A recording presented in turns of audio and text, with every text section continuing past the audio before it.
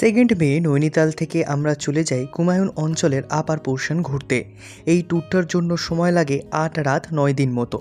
সেই মতো আমরা প্রথমে যাই রানীক্ষেতের সাইট সিন করে সেকেন্ড মে সেই রাতে আমরা পৌঁছে যাই কৌশানীতে এবং নাইট স্টে করা হয় কৌশানীর মিস্টিক মাউন্টেন হোটেলে। আজ থার্ড মে, আজ আমরা ঘুরে দেখব কৌশানীর সাইট সিন। যারা আমার উত্তরাখণ্ড সিরিজের অন্য ভিডিওগুলো দেখেননি তাদের জন্য ডেসক্রিপশন বক্সে লিংক দেওয়া আছে, দেখে নিতে পারেন।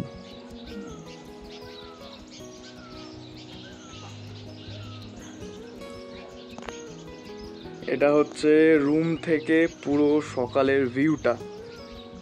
রাত্রিবেলা দেখা যায়নি, এখন সকালবেলা দেখা যাচ্ছে পুরো ভ্যালিটা। এখানে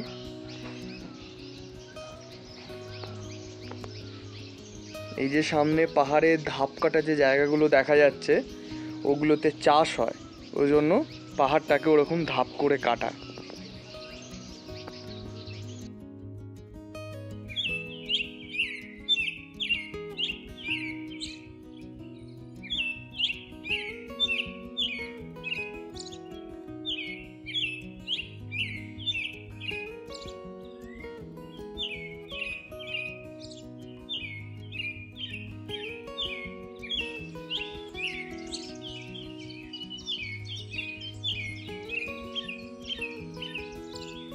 আজ 3 জুন 2023 শনিবার। কৌশানীতে একটা রোদ ঝলমলে সকাল। কালকে রাতে আমরা কৌশানী এসে পৌঁছেছি। এখন আমরা কৌশানী সাইট সিন করতে বেরোবো, টি গার্ডেন দেখবো, রুদ্রহরিতে ট্রেক করব, আরও অনেক কিছু দেখার আছে। আর আমার এই হোটেলের ব্যালকনি থেকে কিন্তু পিছনে পুরো আমার পিছন দিকে পুরো হিমালয়ের রেঞ্জটা বোঝা যাচ্ছে। পুরো বরফাবৃত যে শৃঙ্গগুলো সেগুলো কিন্তু সব কটা বোঝা যাচ্ছে প্রায়। সকালবেলা বোঝা যাচ্ছিল, এখন কিছুটা হলেও কম বোঝা যাচ্ছে। ক্যামেরাতে কতটা ধরা পড়বে আমি জানি না। মেঘ কুয়াশার খেলা চলছে এখানে, যার ফলে মাঝে মাঝে দেখা যাচ্ছে, মাঝে মাঝে দেখা যাচ্ছে না। আমি চেষ্টা করব দেখানোর। আমার পিছনে পুরো কিন্তু হিমালয়ের রেঞ্জটা আমার বারান্দা থেকে পুরো কিন্তু দেখা যায়।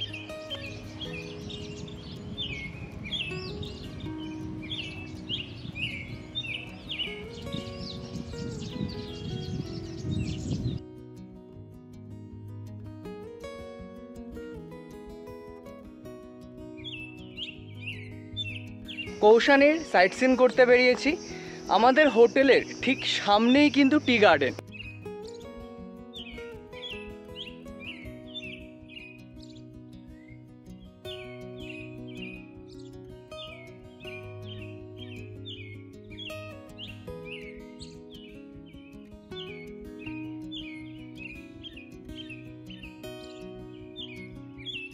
কৌশানীর চা বাগান কিন্তু আমাদের দার্জিলিং, কালিম্পং, গ্যাংটকের মতো কিন্তু একদমই নয়। ওই নামেই চা বাগান, অত সৌন্দর্যতা সেরকম কিচ্ছু নেই।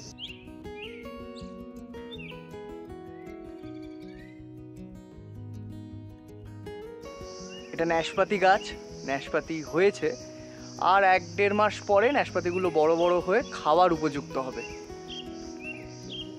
এটা হচ্ছে অ্যাপ্রিকটের গাছ।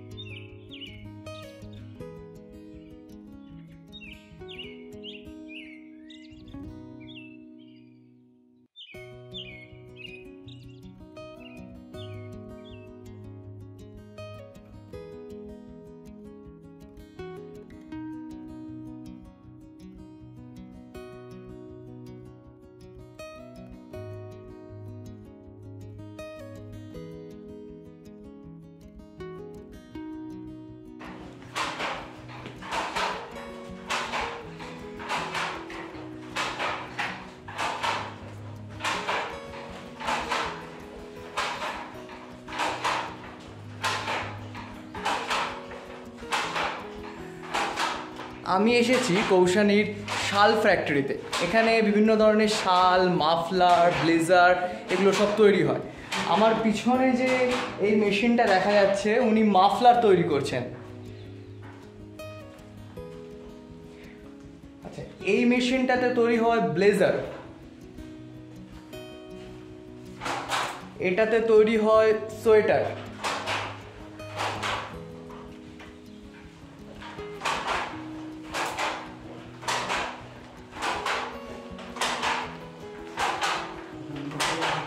এটাতে তৈরি হয় শাল, এটাতে শাল তৈরি হয়।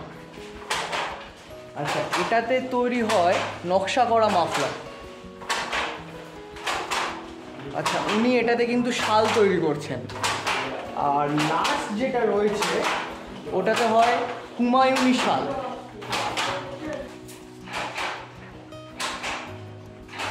গান্ধীজি যখন কৌশানি এসেছিলেন তখনকার সময়কার চরকা, আর এটা পায়ের দ্বারা চলে। এই মেশিনটা সোয়েটার, শাল এইসব তৈরি করার জন্য যে সুতোর রিলটা দরকার সেই রিলটা বানায়।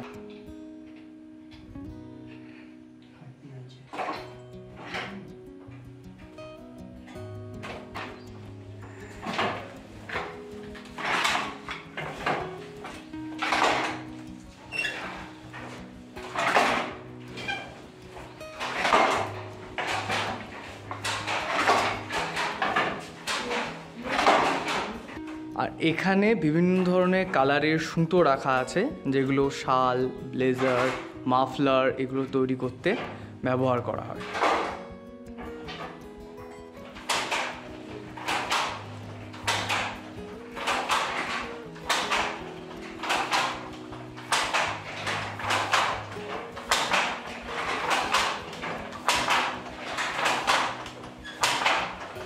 এটা হচ্ছে খরগোশের লোম দিয়ে তৈরি সুতো, এটা দিয়ে কাশ্মীরা আঙ্গুরা শাল তৈরি হয়। এটা হচ্ছে ভেড়ার লোম, এটা দিয়েই কিন্তু এখানে সব কিছু শাল, সোয়েটার, ব্লেজার এগুলো তৈরি হয়। এগুলো বিভিন্ন পদ্ধতিতে প্রসেস করা হয়, প্রসেস করে সুতো তৈরি হয়, সেখান থেকে এইসব তৈরি হয়।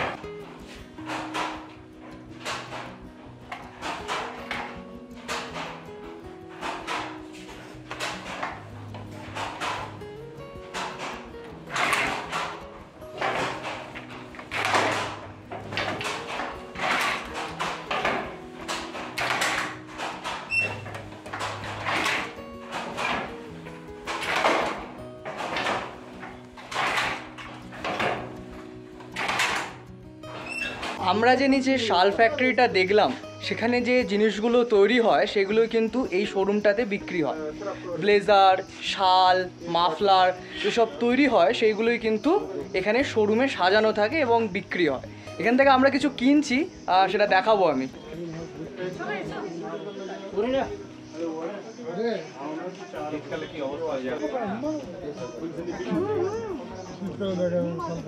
ভেড়ার যে লোমটা আমরা নিচে দেখলাম সেটা দিয়ে কিন্তু এই শালগুলো তৈরি হয়। এখান থেকে এই ঘিয়ে কালারের শালটা কেনা হয়েছে, আর এটা হালকা ব্লুইশ টাইপের শালটা এটা আমরা কিনেছি এখান থেকে।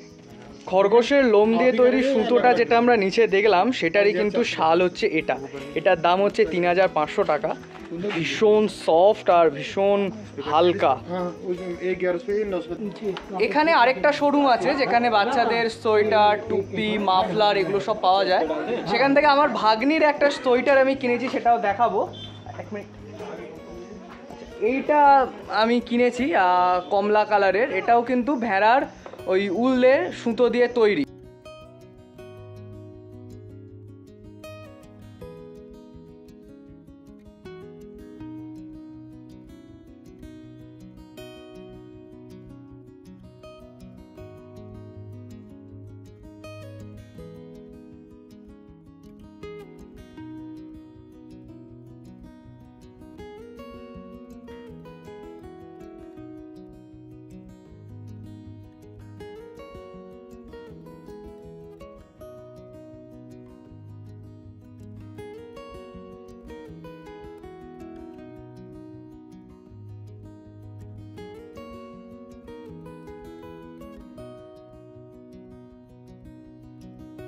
আমি এখন কৌশানীতে গান্ধীজির প্রতিষ্ঠিত অনাসক্তি আশ্রমে। 1929 সালে গান্ধীজি এখানে এসেছিলেন এবং 14 দিন ছিলেন। তিনি কৌশানীকে মিনি সুইজারল্যান্ডও বলেছিলেন।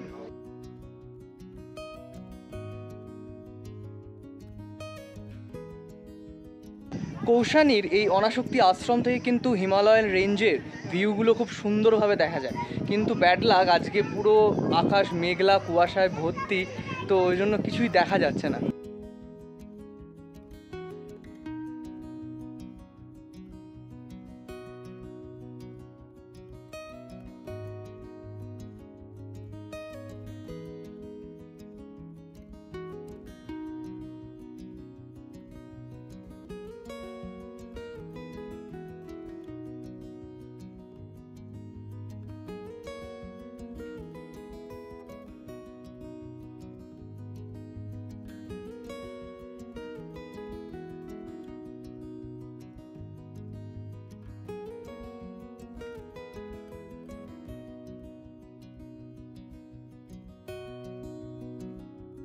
রুদ্রধারী ওয়াটারফলসে যাওয়ার পথে যে রাস্তাটা পড়ে সেখানে কিন্তু পুরো চির গাছে ভর্তি, আর আমি রাস্তাতে এই পাইন ফলটা পেলাম অনেক কটা, রাস্তার মধ্যে দুধারে কিন্তু পাইন ফলে ভর্তি পুরো একদম। তো এইটা আমি পেয়েছি, এটা আমি বাড়ি নিয়ে যাব।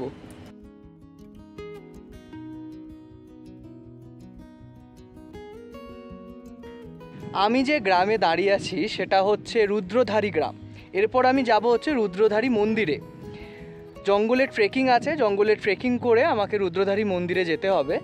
আর এই যে রুদ্রধারী গ্রামটা পুরোটা কিন্তু স্টেপ ফার্মিং হয়, পাহাড়ের ধাপ কেটে পুরোটা কিন্তু চাষ হয়। আমার পিছনে নিশ্চয়ই দেখতে পাচ্ছেন পুরোটা কিন্তু পাহাড়ের ধাপ কেটে চাষ হয়। আর এখানে যাবতীয় পাহাড়ি সব কিছু সবজি ফসল যাবতীয় কিন্তু এখানেই চাষ হয়। দূরে যে জনবসতিটা দেখা যাচ্ছে ওটা হচ্ছে সোমেশ্বর বাজার। এখানে যাবতীয় যা জিনিসপত্র চাষ হয় সেগুলো সবকটাই কিন্তু সোমেশ্বর বাজারে যায়। নিচটা কিন্তু পুরো সোমেশ্বর ঘাঁটি। আর এই যে পুরো জায়গাটা এটা কিন্তু চাষের জমি, পাহাড়ের ধাপ কেটে এখানে কিন্তু চাষ হয়। এখন চাষ হয়নি, এখন হয়তো সময় নয় সেগুলোর, কিন্তু এখানে সবকটা জিনিস চাষ হয়।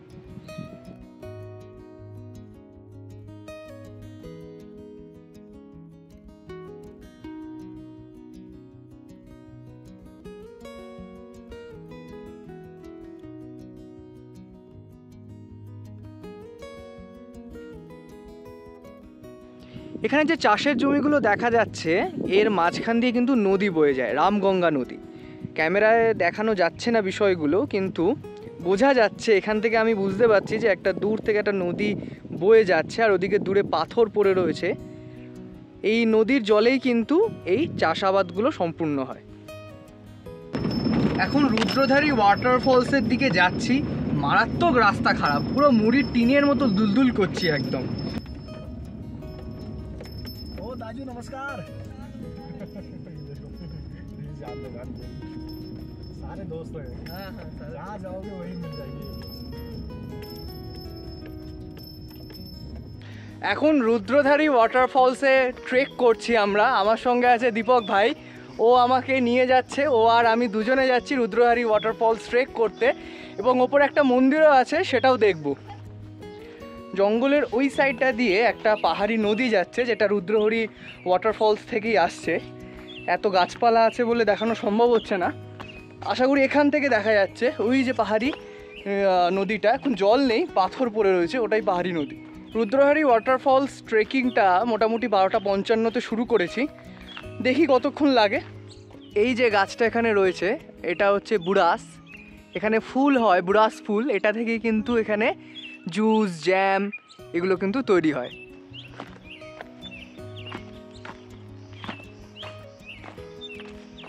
এটা হচ্ছে রুদ্রধারী ওয়াটারফলস ট্রেক করার রাস্তা, পুরোটাই পাথরের, কোনো ঢালাই রাস্তা নয়, কোনো পিচের রাস্তা নয়, পাথর কেটে ধাপ ধাপ করে পুরোটাই।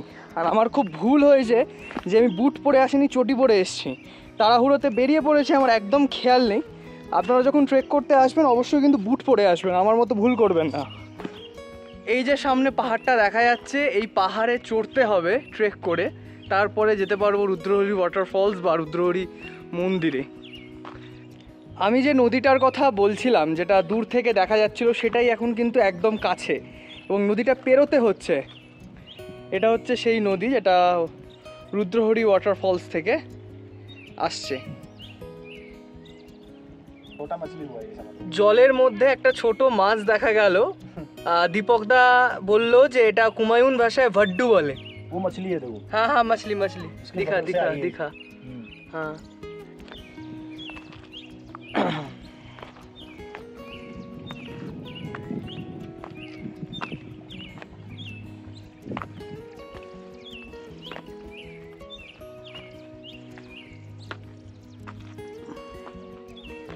এই যে ফলটা এটার নাম হচ্ছে মেহ। এটাও একটা পাহাড়ি ফল। এটা রুদ্রধারী ওয়াটারফলসের এখানে এই গাছটা দেখতে পেলাম।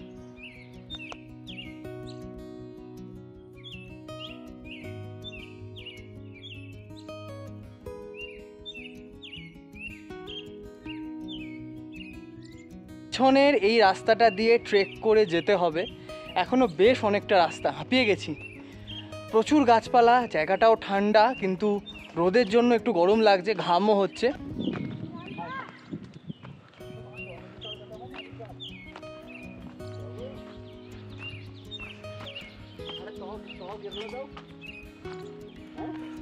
ये होता है कमाई करनी है ना उनको पैसा कमाना।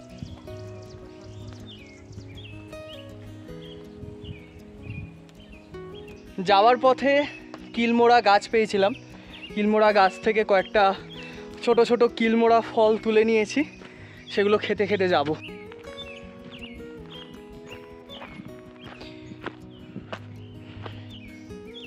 এতক্ষণ জঙ্গলে ট্রেক করে এলাম, এরপর শুরু হচ্ছে মন্দিরের সিঁড়িটা ট্রেক করা। এখান থেকে মন্দিরের সিঁড়ি শুরু, এই সিঁড়ি দিয়ে ওপরে উঠেই মন্দির।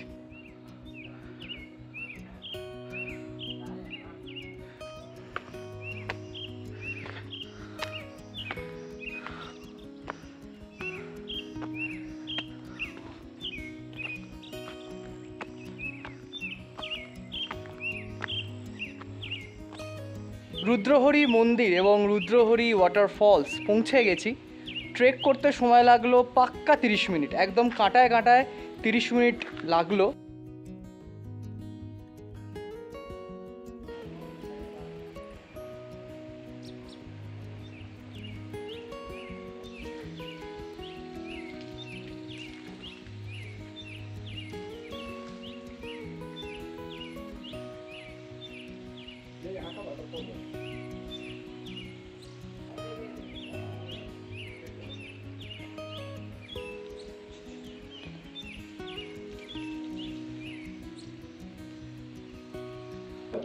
এটা হচ্ছে রুদ্রহরি মন্দিরের ভিতরে বাবা রুদ্রদেব।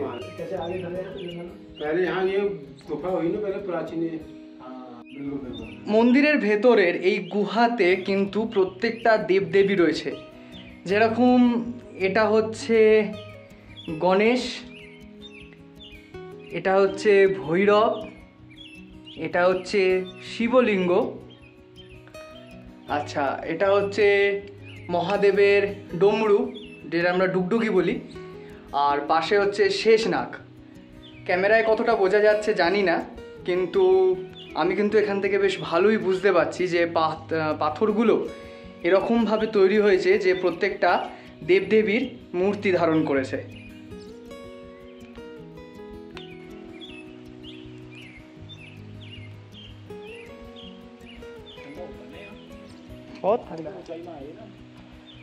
আমার পিছনে এটা রুদ্রহরি ফলস।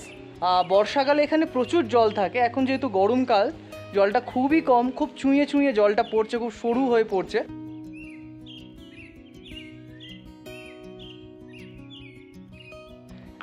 এখন বাজে 1:40। রুদ্রহরি মন্দির থেকে বেরিয়ে পড়েছি। ট্রেক করে নিচে যেতে হবে যেখানে আমাদের গাড়ি আছে। আশা করছি 20-25 মিনিটের মধ্যে পৌঁছে যেতে পারবো।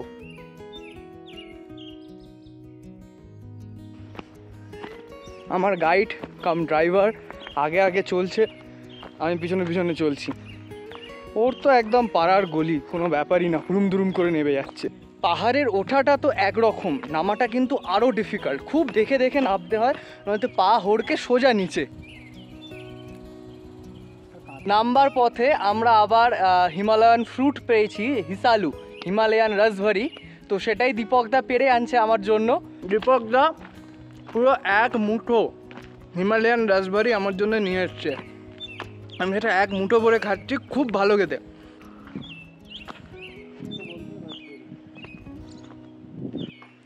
এটা হচ্ছে পাহাড়ি ডালিম, যেটা আমরা ডালিম বা বেদানা বলি। বেদানা তো অন্য জিনিস, ডালিমও অন্য জিনিস, দেখতে মোটামুটি একই হয়, কিন্তু এটা হচ্ছে পাহাড়ি ডালিম। এটা খেতে একটু টক হয়, খুব একটা মিষ্টি হয় না এটা।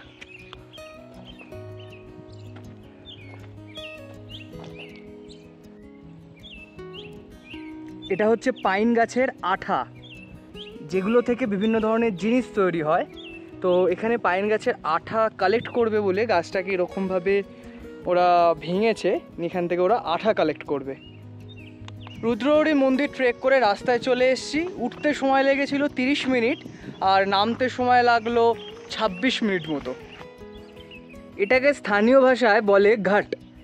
এখানে আগেকার দিনে এখানকার যে আটা হয়, মাডওয়েকি আটা, সেটা এখানে পেশাই করা হতো। সেটা জলের সাহায্যে, মানে জলের সাহায্যে ওখানকার চাকাটা ঘুরতো এবং সেখান থেকে যে পাওয়ারটা তৈরি হতো সেটা দিয়েই কিন্তু এই আটাটা তৈরি হতো।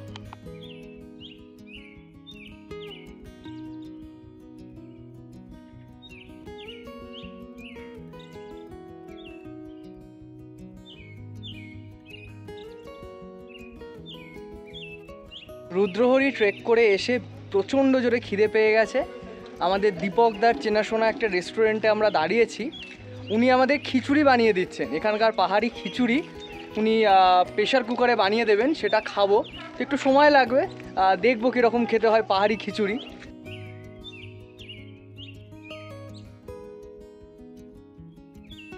এটা হচ্ছে এখানকার চাল, আমরা যে দোকানে খাচ্ছি সেই দোকানেরই জমির চাল। ওরা নিজেরাই ধান থেকে চাল বের করেছে এবং সেই চালেরই খিচুড়ি আমাকে তৈরি করে দেবে। এই ছোট ছোট চালগুলো, এগুলো দিয়েই আমরা আজকে খিচুড়ি খাবো।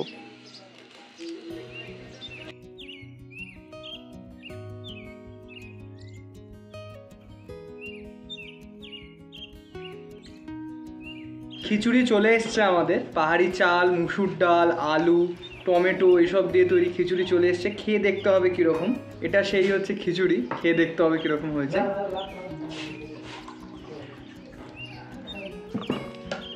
একটা অন্যরকম টেস্ট, এরকম টেস্ট আমি কোনোদিন খাইনি। খুব সুন্দর একটা টেস্ট, মানে চালের যে এত সুন্দর একটা টেস্ট কি বলবো, এখানকার চালের টেস্টটাই আলাদা। সঙ্গে আচার আছে, পেঁয়াজ আছে, পুদিনা পাতার চাটনি আছে, জাস্ট সব কিছু মিলিয়ে জাস্ট অসাধারণ, খুব ভালো লাগছে।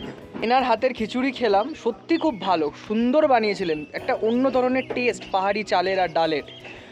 আপনারা যখন রুদ্রহরি আসবেন তখন রুদ্রহরিতে ট্রেক করবার আগে দোকানে বলে যাবেন যে আপনারা কি খাবেন, উনি বানিয়ে রাখবেন, ট্রেক করে এসে খেয়ে আপনারা হোটেলে ফিরে যাবেন। এনার হাতে বানানো খিচুড়ি আমি খেয়েছি, সত্যি খুব সুন্দর উনি বানিয়েছেন। যখন আপনারা রুদ্রহরি ট্রেকিংয়ে আসবেন অবশ্যই কিন্তু এনার দোকান থেকে খাবেন। पहाड़ी खाने में रेस्टोरेंट में सब कुछ मिलेगा आपको। भटकी चौगाड़ी होगी, भटकी दाल होगी, पहाड़ी दूसरी सब्जी होगी, मडुई की रोटी होगी, चावल हो गए। আমি এখান থেকে 2 কিলো চালও কিনছি, যেটা এখানকার পাহাড়ি চাল, 60 টাকা কিলো করে। সেটা আমি বাড়ি নিয়ে যাব, বাড়িকে রান্না করা হবে, খিচুড়ি করব, দেখবো কীরকম খেতে হয় ওখানে।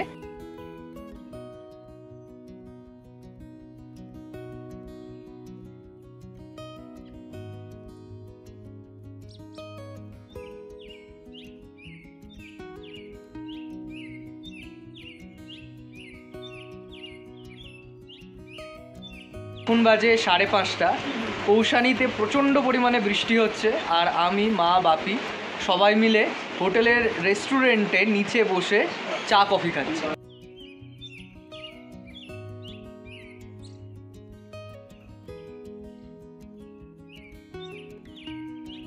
এখন বাজে 5:50 আর বৃষ্টি হওয়ার পর ওয়েদারটা ক্লিয়ার হয়ে গেছে। এখান থেকে পুরো হিমালয়ান রেঞ্জটা পুরো দেখা যাচ্ছে।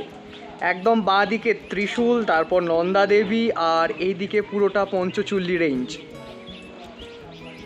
পুরো ক্লিয়ার ভিউ এখান থেকে দেখা যাচ্ছে হিমালয়ান রেঞ্জের।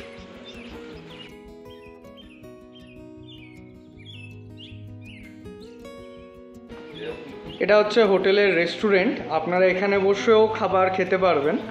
আর এখান থেকেও কিন্তু পুরো ভিউ পাওয়া যাচ্ছে এখান থেকেও কিন্তু আপনি খেতে খেতে হিমালয়ান রেঞ্জ দেখতে পাবেন, যেরকম আমি দেখাচ্ছি। এই রেস্টুরেন্টের জানলা থেকেও কিন্তু পুরো হিমালয়ার রেঞ্জটা বোঝা যাবে।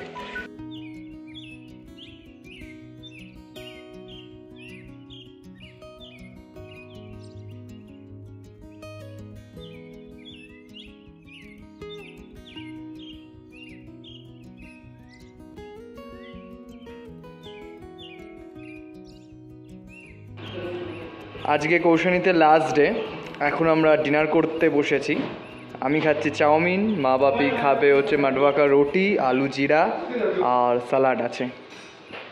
আমি শুভমজিৎ, আর আপনারা দেখছেন আমার চ্যানেল ট্রাভেল হলিক শুভ। আমি বিভিন্ন জায়গা ট্রাভেল করছি এবং তার ভিডিও তুলে এই চ্যানেলে দিচ্ছি।